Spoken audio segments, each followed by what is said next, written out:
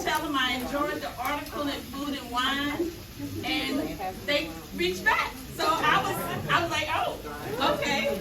So I invited them to come, and without farmers, y'all, we can't do any of this. So we really got to support our local farmers, and we got to support especially our African American farmers on their ancestral land. So that is very important. And we got to write those letters to our Congress people and the USDA to get these funds released. Please, Lord. So, you're welcome.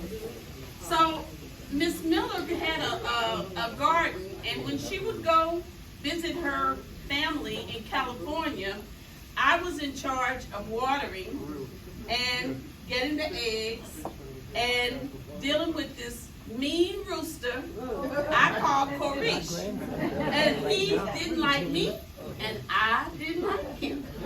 And so after years passed, one day Miss Miller said, I'm cooking sauce pikan.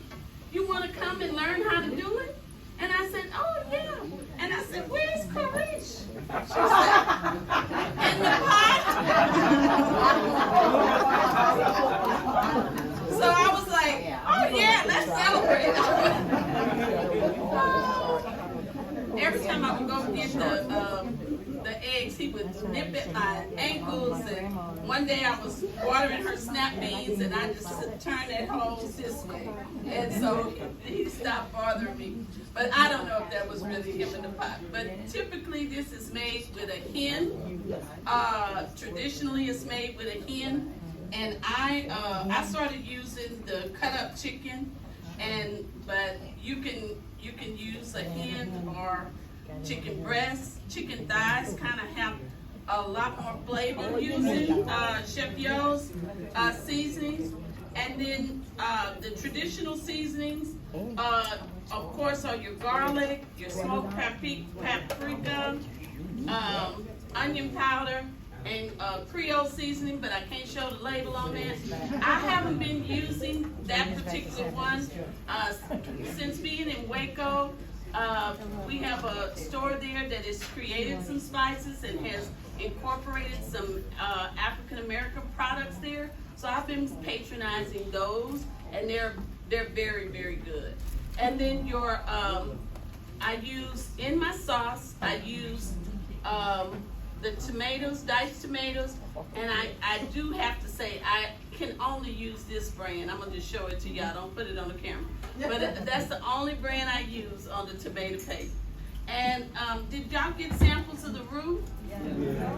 So what do y'all think? Y'all didn't get it? It was going around.